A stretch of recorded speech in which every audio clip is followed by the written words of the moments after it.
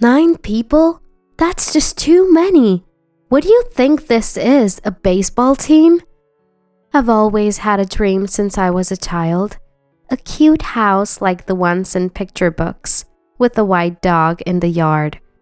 But reality isn't always so sweet. I finally managed to get my own house. But when I returned from work, it had transformed into something like a dormitory. I won't forgive them for this. My name is Mary, a 32-year-old office worker. I've been focused on my career, but since my late 20s, my friends started getting married one after another. There were months when wedding gifts really added up to my expenses. Feeling a mysterious urgency, I started trying my hand at dating. Mary, when are you going to give me grandkids? Every time I visited home, my dad, David, would say this, and it made me so uncomfortable that I gradually stopped visiting as much. My mom passed away when I was young, so I grew up with my dad, my brother, and my paternal grandparents. My brother married early and built a house near our childhood home. He has 2 daughters, my adorable nieces. I've got cute nieces at my brother's place. Isn't that enough for you? But you, Mary. We always ended up arguing about it. Then, after a while, my dad was involved in a traffic accident. By the time I got to the hospital, he was in a very bad state.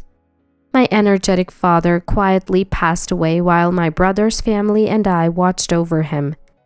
Dad, I had someone I wanted you to meet. Actually, at that time I had a boyfriend, introduced to me by a friend. He had just proposed, and we decided to marry. He was a bit of a show-off, but a kind man. His name was Richard. Now with both my parents gone and my brother having his own family, it's gotten lonely, hasn't it? I muttered this, stroking my cat Lucy after returning home from the funeral. Mary, you're not alone. You're going to be a part of my family. Richard, sitting next to me, gently held my hand.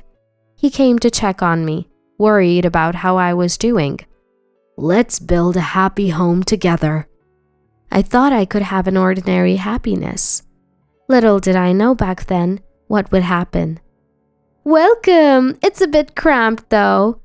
I visited Richard's family home for a family meeting. Patricia, his mother, spoke plainly and was full of energy.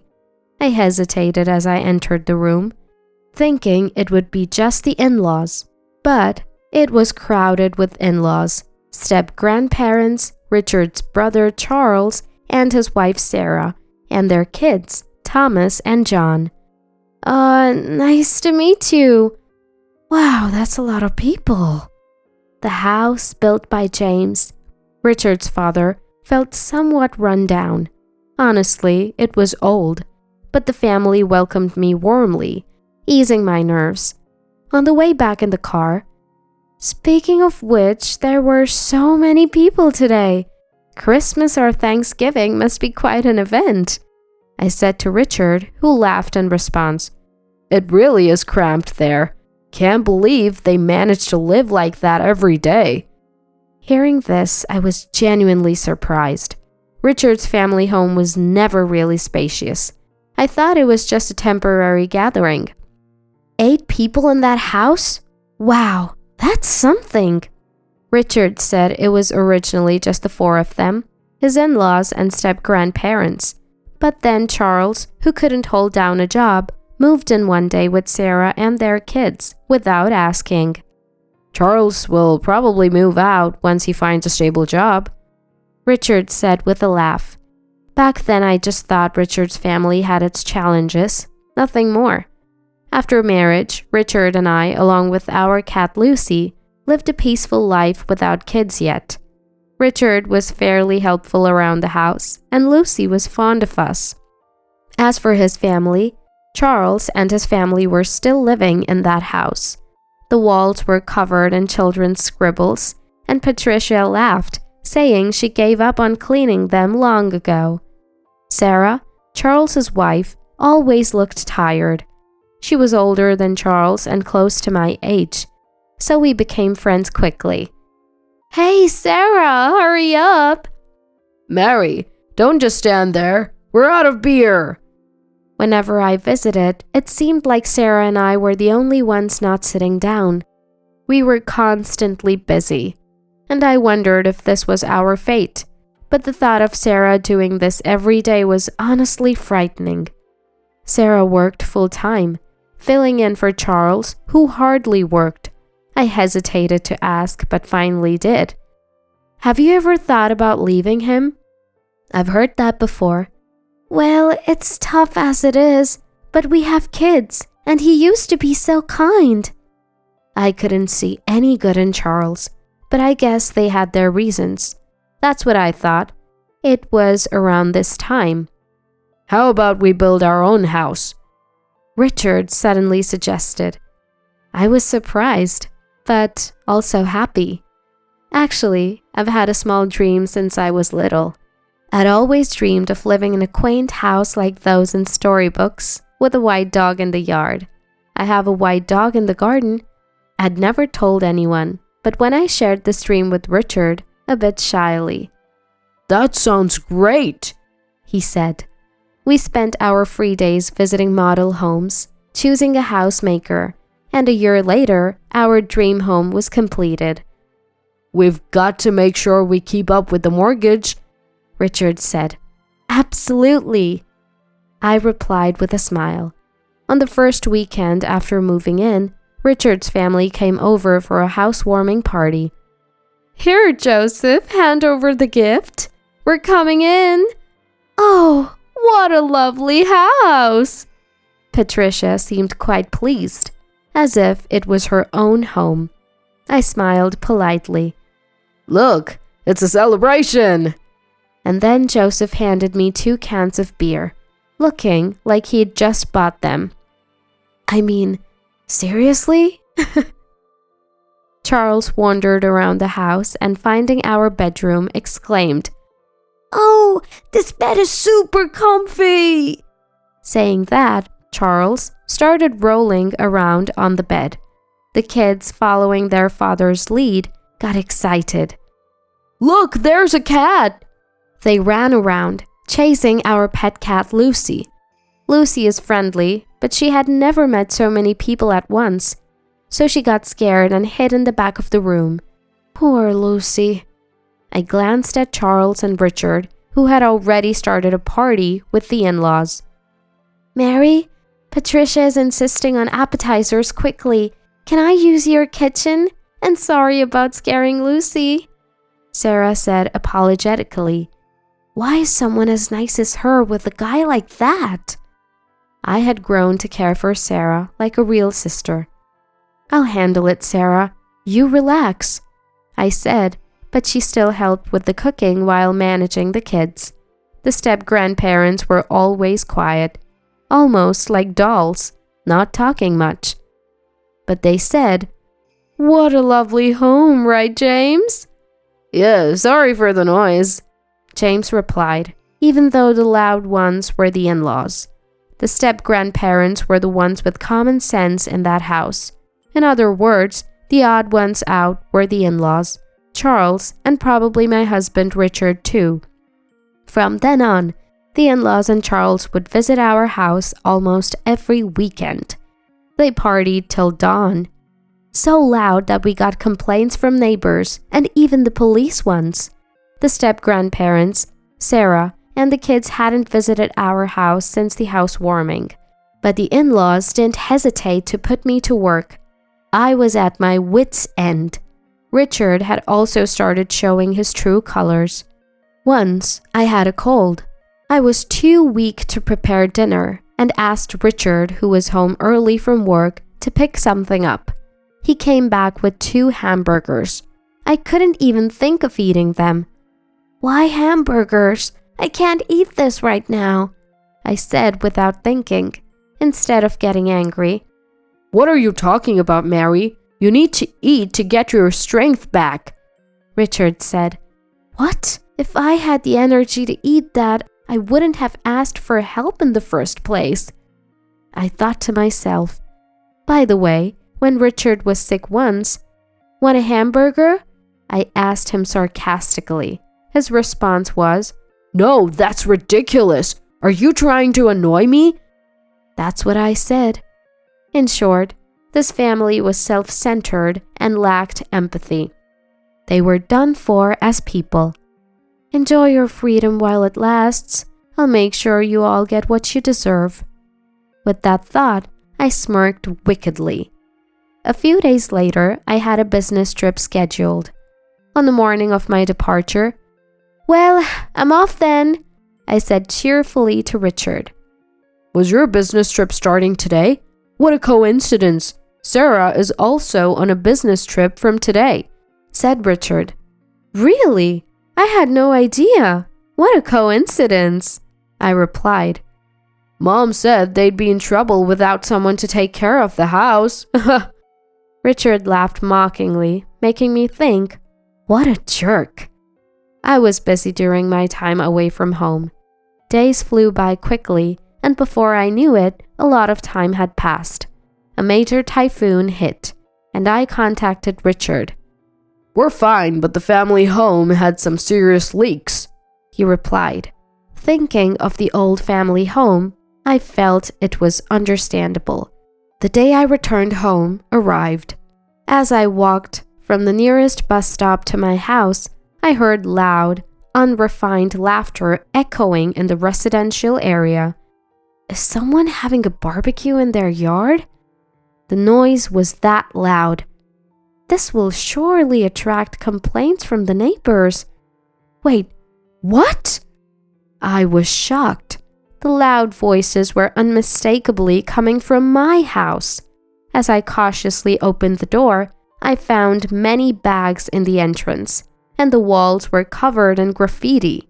Stunned, I was at a loss for words. "Hey, Mary, welcome back!" A drunken Richard greeted me. Frustrated by his insensitivity, I entered the living room to find equally drunk in-laws and Charles, with Sarah making appetizers for them in the kitchen. The step-grandparents were quiet as usual, and the kids were happily drawing on the living room walls. Then there was another young woman I didn't know. Overwhelmed by everything, I felt my mind about to snap. "What is all this?" I asked Richard calmly, trying not to get emotional. Didn't I tell you? The family home had leaks because of the typhoon." I heard that part. And then? Richard's story was this. The family home had a massive leak, and the in-laws, having nowhere else to go, temporarily moved into our house.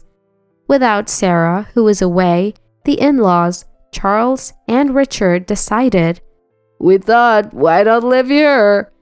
Richard said proudly. What? Even with this explanation, I was baffled. To my silence, "It's fine, we're family. We have extra rooms, no problem," the in-laws added, smiling. "It's all right, Mary. The walls got a bit dirty, but it's just kid stuff," Charles said nonchalantly. And who is that woman? I asked about the woman lounging on the sofa, fiddling with her phone. "Oh, that's Karen, a mutual friend of me and Sarah. Right, Sarah?" Charles asked her. "Yeah, that's right," she answered with a smile. "This girl, Karen, was kicked out by her parents, and Richard said it was okay for her to stay." "Thanks in advance," the not-so-bright-looking girl replied, leaving me utterly confused. In our not-so-spacious living room, there were 9 adults and 2 children. The room was a mess, the walls covered in scribbles, making it look nothing like a new house. The family was loud like a dormitory. I couldn't help but lose my temper. Seriously? 9 people is too many. Are you guys planning to start a baseball team or what? Then I realized something. Hey, where's Lucy? Our pet cat Lucy was nowhere to be found. When I asked Richard and the others, they all claimed ignorance, while frantically searching for Lucy. Lucy, huh? Dad opened the window to smoke and she ran away, Thomas told me. Charles glared at the boy as if he had said something he shouldn't have. What were you thinking? I told you to be careful with the windows, I said, near tears. Richard, looking annoyed, said, Oh, come on. It's just a cat. We can get another one. What's with you? If you're unhappy, we can just get divorced, you know? He said it with such a disdainful face. You just said divorce? I asked. Yeah, I did. I might consider not doing it if you apologize to us. Richard, along with the in-laws and Charles, seemed confident that I wouldn't go through with a divorce. I replied, Oh, really? Well, then here, write this. I slammed down the divorce papers I had prepared. My section was already filled out. I fetched my pre-packed bags from my room. Done? Why haven't you written it yet? I'm busy, you know, and said coolly to Richard. They were all shocked by my preparedness. Angrily, Patricia said, Richard, divorce this woman already. We've built the house, so she's useless now. Patricia said that. Realizing too late, Richard said, Right, Mary. You'll regret divorcing me. But I had no regrets. What are you talking about? You're the one who's going to struggle. Just write the divorce papers. Once Richard finished writing, I snatched the papers and put them in my bag. Then I went to Charles and said, Here, you need to write this too, handing him the divorce papers. He laughed. What? When did I marry you? Looking at the filled-in wife section, Charles said, Hey, Sarah, this is... Sarah coldly stared at Charles and said, I'm divorcing you. Write it now, please.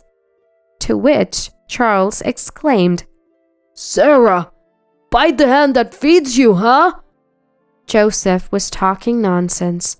From my perspective, Sarah had been living like a slave in her in-laws' house.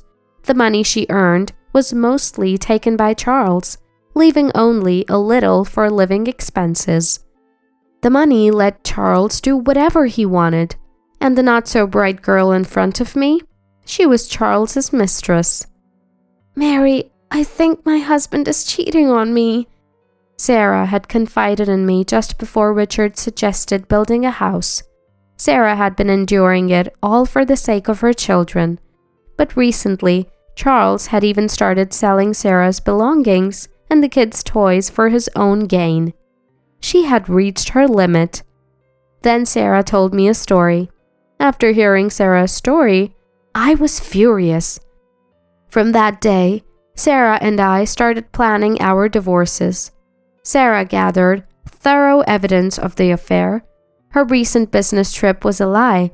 We met halfway to look for a new place to live.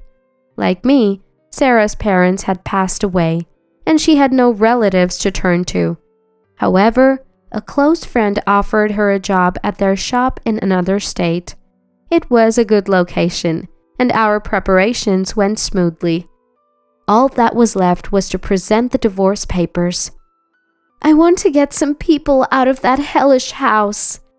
Sarah had made up her mind and was incredibly strong. She had a strong core, but had been used by her in-laws like she was brainwashed. Thinking it would look suspicious to return together, Sarah went back first. She soon contacted me, informing me about the takeover of my house and Charles's brazen mistress moving in. All our conversations and actions until then were a performance. Knowing what was going on, I told Sarah, We're not living in that house anymore. Let the kids draw on the walls all they want. That's what I told him. Charles, thinking he could now openly live with his mistress, happily signed the divorce papers. Let's go, Sarah. James and everyone, it's time to leave. The step-grandparents stood up and followed Sarah and her children to the door. Living with people like you, I had given up on life, but Sarah opened my eyes. Do as you please now, James said, glaring at the family, and left with his great-grandchildren. The in-laws had been taking money from the step-grandparents as pensions. They were truly awful people. Well then, take care, we said as we left like a storm. You'll regret this. The family laughed as we left, but we ignored them. Months later, Richard contacted me. Oh, I forgot to block him. I could guess the content of the call, so I answered. Mary, come back! Richard sounded desperate. I barely contained my laughter. Come back? We're strangers now, I replied calmly. Let me talk. Mary, what do you mean? Why aren't you paying the mortgage? Patricia's voice came through, probably snatching the phone from Richard. What are you talking about? I have no idea. I played dumb, while Patricia sounded frustrated. Apparently, the house's mortgage had already fallen behind last month. When I pressed Richard, he claimed I hadn't been paying the mortgage. What an inconvenience. While I remained silent, Patricia kept talking like a machine gun. First of all, this house, you guys had a combined income of $75,000, right? We could have built a better house. We built this as a new home, but it's not what we expected. Originally, they had planned to take over the house. Sarah had informed me of their discussions. Yes, that's true. But with Richard's $30,000 salary, the bank wouldn't lend us more. If we had taken a joint mortgage, maybe we could have gotten a better house. Hearing this, Richard, you lied! I could hear Richard and Patricia arguing on the phone. I ignored them, ended the call, and finally blocked his number. Richard had a pretentious personality. Richard always wanted to impress others, especially outside his family. When he suggested building a house, I already had divorce in mind. I told him, a friend's husband got a mortgage on his own. How cool is that? I heard these stories like a spell. Richard, wanting to show off, opted for a solo mortgage. I had to hold back my laughter. He probably didn't tell his family because he was afraid of them knowing the truth. But I didn't care. The house was built to Richard's taste. I had no attachment to it anymore. Richard hadn't cheated, but there were no alimony or penalties in our divorce. So, to spite him, I left him with the mortgage debt as my revenge. Let him suffer. And I was able to rescue Sarah, whom I cared for like a sister, from that house. That was my main goal. Later, they couldn't pay the mortgage and the new house was repossessed. But it was a mess inside, with scribbles everywhere, and walls yellowed by cigarette smoke from Charles and his mistress. It didn't look like a recently built house. Richard had to rent a cheap apartment and Joseph and Patricia ended up moving in with him. They'll probably never leave him alone, like parasites. I don't care they're strangers to me now. The only good thing about my former in-laws was that the children weren't affected. Otherwise, they were the worst. Sarah, as Charles's ex-wife, successfully claimed alimony through a lawyer. She had to borrow money, but managed to pay it off. I'm glad for her. Charles and his mistress became outcasts in their community and are now missing. They haven't repaid their debts, confirming how awful they are. Sarah is happily working at her friend's place. Her kids are doing well too. I hope they find happiness this time. James and Barbara seem brighter now, like a weight has been lifted. They sold the old family home and are enjoying their retirement in a distant place with their savings. That's great news. As for me, I've requested a transfer to a local office. I was reunited with Lucy, my cat. Thanks to social media, someone in the neighborhood had found and taken care of her. It's good she's friendly. Now, I live alone in my late father's house. With my brother's approval, I'm saving to build my dream house. And someday, I hope to introduce someone special at my father's grave. Today, I'm working hard towards that goal.